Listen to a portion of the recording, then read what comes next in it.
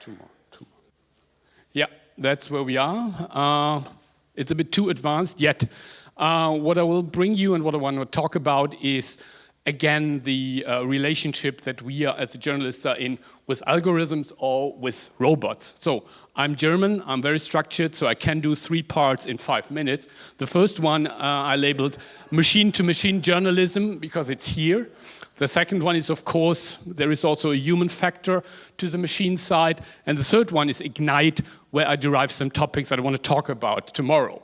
So this is M2M Journalism first. This product is called Mother, and it's a pure Wi-Fi-enabled machine-to-machine communication doll, actually, that senses where these sensors are in your house and sees any irregularities. For example, is there someone picking on my medicine or something? So this is the first journalism slide here. It's the war journalist, funny enough, looking like Leo DiCaprio, working for CNN all of a sudden. It's a doll that you can actually buy for $168 on eBay, but I just put it up for gender neutrality reasons because I want to go here. This is the journalism Barbie that's already here since 2009. And we heard about role play today, and there is role play in journalism because this is, you can be the journalist Barbie.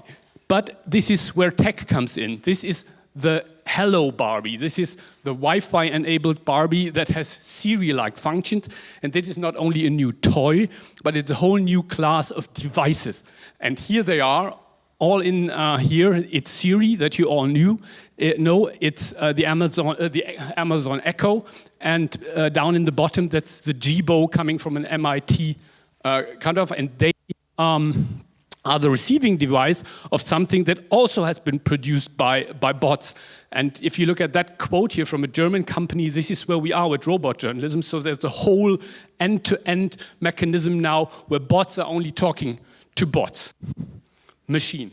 The human factor. You know all this meme from 2014 when it was all more social on trains back in the days. Hey, we were having conversations here. No, we hadn't.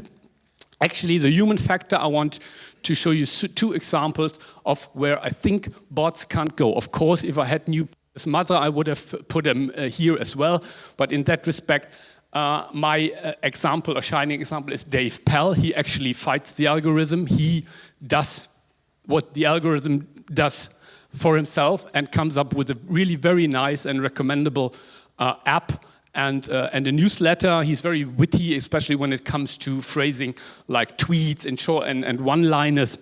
So heavily recommended. This is where bots can come. This is my second example, a whole different genre.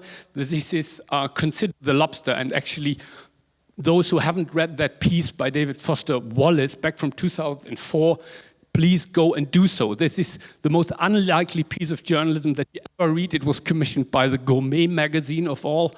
And he was supposed to write about the Maine Lobster Festival, and he ended up with the, 30 pages piece on the cruelty of boiling living animals in hot water. Please go there, and I guess bots can't. Now, Ignite, what does it mean? What does this new kind of relationship mean for us here, and what should we talk about today, tomorrow, and on Sunday? First of all, that's very obvious. I mean, we have lost jobs in our media industry, and we haven't recovered yet. So there's still this revolution going on, and all this AI, the artificial intelligence, and bot are still do they add more to that process? Is the quote that is coming up any second here is that the present or the future for journalism also, because we see kind of crowdsourcing, Uber-like structures with people trying to pull in non-journalists into doing journalistic tasks. So what I secondly want to know is, what are the future skills for journalists? Is it still about writing a good piece conceptually, or do we all need to be mathematicians? Springer said their relaunch of their website was 80% mathematicians. Talking about relationships between algorithms and people, this is Greg Murrah from Facebook, who's like 26, maybe he's now 27, but he is, by all means, obviously the most powerful news executive. So we need to talk about that. Single people being in charge of algorithms of what we consume as news. And then last but not least, maybe the most important thing at a conference where Google invites you, and here is how I messed up your book. Thank you. What would Google do? What should Google do? What will Google do? I want to know. I hope you want to know as well.